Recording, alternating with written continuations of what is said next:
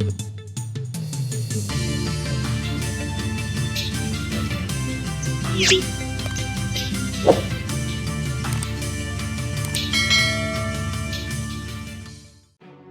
पोलिसांचा दणका, मोबाईल स्नॅचर जेरबंद, 21 मोबाईल, 5 दुचाकी जप्त, 7 गुन्ह्यांची उकल. नाशिक शहरातील गंगापूर पोलीस ठाण्याच्या गुन्हे शोध पथकाने सराईत मोबाईल स्नॅचरच्या मुसक्या आवळत मोठी कारवाई केली आहे. या कारवाईत आरोपीकडून 21 महागडे मोबाईल फोन आणि 5 चोरीच्या मोटरसायकली जप्त करण्यात आल्या असून तब्बल 6 लाख रुपयांचा मुद्देमाल हस्तगत करण्यात आला. तसेच मोबाईल स्नॅचिंगचे 2 आणि वाहन चोरीचे 5 असे एकूण 7 गुन्हे उघडकीस आणण्यात पोलिसांना यश आलं.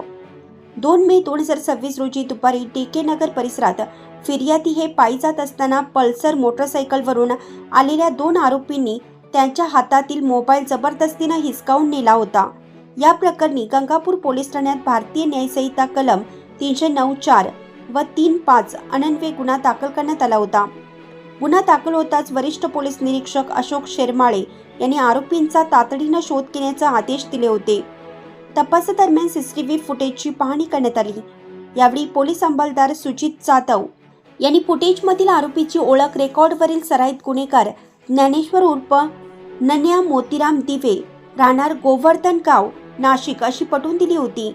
त्यानंतर पोलिसांनी विविध ठिकाणी शोध मोहीम राबवत आरोपींचा साथीदार गोवर्धन उर्फ गौरव गोपाळ शेवरे, राहणार हातरुंडी, तालुका पेठ याला ताब्यात घेतला आहे. दरम्यान मिळालेल्या गोपनीय माहितीनुसार पाटील वस्ती गंगापूर शिवार येथे सापळा रचून मुख्य आरोपी ज्ञानेश्वर उर्फ नन्या दिवे यालाही अटक करण्यात आली.